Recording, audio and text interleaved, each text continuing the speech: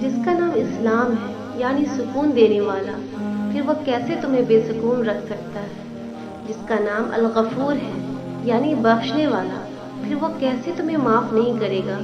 جس کا نام الرزاق ہے یعنی رزق دینے والا، پھر وہ کیسے تمہیں ان چیزوں سے محروم رہ سکتا ہے جن کی تمہیں ضرورت ہے؟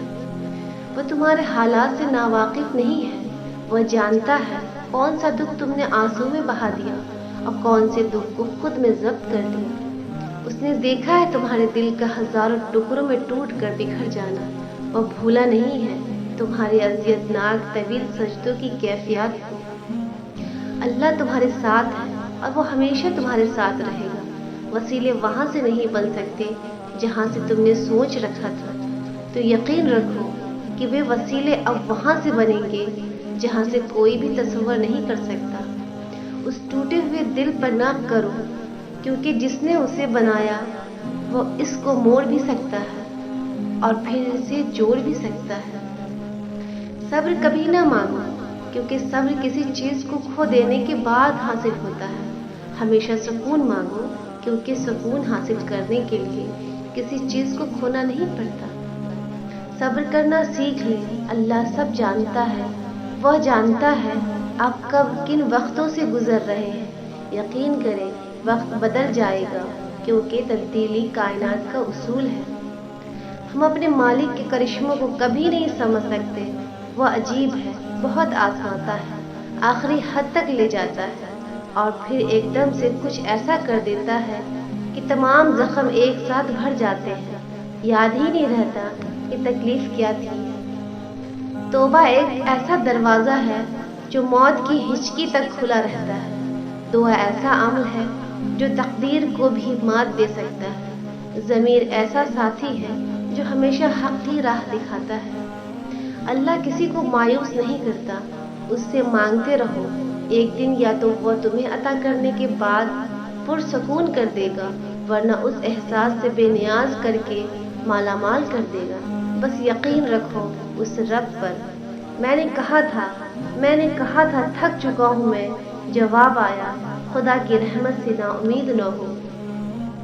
کبھی کبھی اللہ ہمارے یقین اور ارادوں کو توڑ کر ہمیں دکھاتا ہے کہ ہوگا وہی جو میں چاہوں گا، کیونکہ جب اللہ تمہارے دل میں کسی کا خیال پیدا کرتا ہے تو وہ چاہتا ہے کہ تم اسے متاؤ، اسے وہ چیز تمہیں دینے پر آمادہ کرو، بار بار اسے پکارو، بار بار جھولی پھیلاؤ، تاکہ وہ کن فرما سکے اور تمہاری فرمائش پوری کر سکے۔ اللہ سے ڈرتے رہو، جس کی صفت یہ ہے کہ اگر تم بات کرو تو وہ سنتا ہے اور اگر دل میں رکھو تو وہ جانتا ہے۔ جب درد بڑھنے لگے یا کچھ بھی سمجھ میں نہ آئے تو اپنے رب کی طرف چلے جاؤ، کیونکہ دلوں کا سکون اس کی یاد میں ہے۔ پردہ رکھنا سیکھو، بلکہ ویسے ہی جیسے اللہ تمہارا پردہ رکھے ہوئے ہیں، کیونکہ ہم سب ایسے راز چھپائے ہوئے ہیں کہ جنہیں اللہ پہ پردہ کر دے تو ہم ایک دوسرے کو دفن تک نہ کریں۔ یقین رکھنے والے یقین رکھتے ہیں اور راستے بنانے والا راستے بناتا ہے، تو تم کن اندیشوں میں پڑ رہے ہو؟ منصوبے بھی وہ جانتا ہے اور راستے بھی وہی نکالتا ہے۔ تمہارا کام بس دعا کرنا ہے، صبر کی اس آخری سانس تک جب تک تمہیں وہ مل نہیں جاتا جو تمہیں چاہیے۔ وہ کبھی تمہیں تکلیف میں مبتلا نہیں کرتا اور نہ ہی وہ تمہیں تکلیف میں دیکھ سکتا ہے۔ اسی لیے جب تمہیں کوئی چیز ستانے لگتی ہے تو وہ اس کو تم سے دور کر دیتا ہے۔ جب تم خوشی کے ذریعے اس تک پہنچ نہیں پاتے تب وہ ایسے حالات پیدا کر دیتا ہے کہ تم اس کی طرف دوڑے چلے جاتے ہو۔ تمہیں بھلے اس سے محبت نہ ہو، مگر اس کو تم سے اتنی محبت ہے کہ وہ تمہیں خود سے دور جاتا ہوا نہیں دیکھ سکتا۔ تو جو چیزیں اب بھی تمہیں سجدہ کرنے پر مجبور کر رہی ہیں، وہ چیزیں اس کی جانب سے تحفہ ہے۔ وہ خواہشیں جن کے لیے تم اب بھی دعا کے غرض سے ہاتھ بند کرتے ہو، اور اس کی جانب سے اشارہ ہے کہ تم یقین کا سلسلہ جاری رکھو اور وہ معجزوں کا سلسلہ جاری رکھے گا۔ وہ الجبار ہے، یعنی ہر ٹوٹی ہوئی شے کو جوڑنے والا۔ تو پھر یہ کیسے ممکن ہے کہ تم فریاد کرو اور وہ اسے ادھورا ہی چھوڑ دے؟ یہ کیسے ممکن ہے کہ تم اپنا بکھرا ہوا وجود لے کر اس کے روبرو جاؤ اور وہ ان کرچیوں کا نہ سمیٹے؟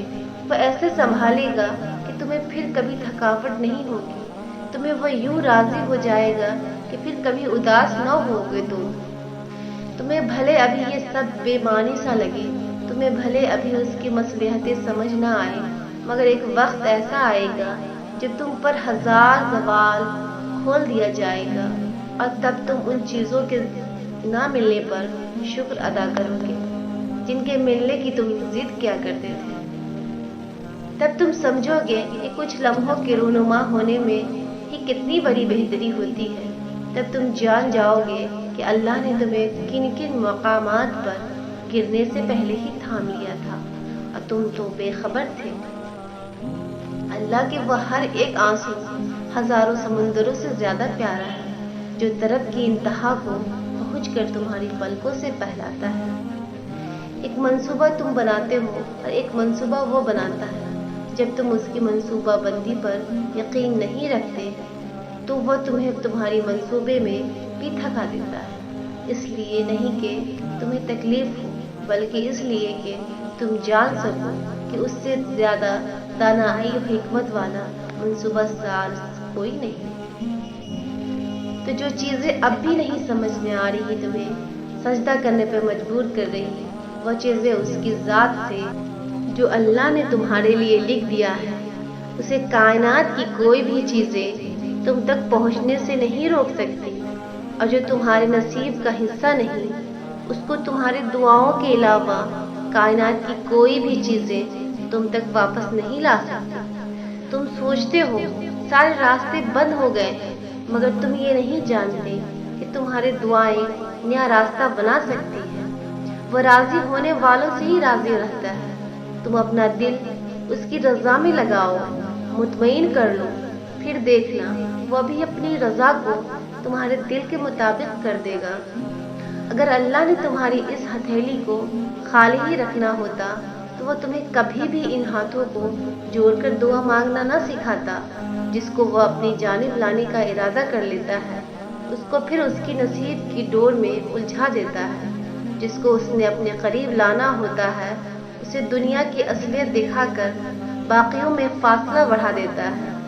تو پھر کیوں ان کے لیے خود کو ہلکان کر رکھا ہے؟ جو چھوڑ کر چلے گئے تم ان کے لیے جیو جو اب تک تمہارے ساتھ ہیں۔